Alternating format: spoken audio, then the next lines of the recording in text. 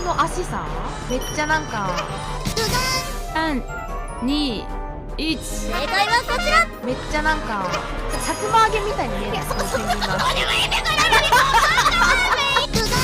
ぜひその時はね、冷たい表情でお願いしたい。いいね。ゴミを見るような顔で。うわ、いいなかえ先輩 M なんだよな。ー。いや、僕ラミーちゃんの3、2、1。正解はこちら。いや、僕ラミーちゃんのゴミ脂肪だからね。ゴミコメント欄で教えてね。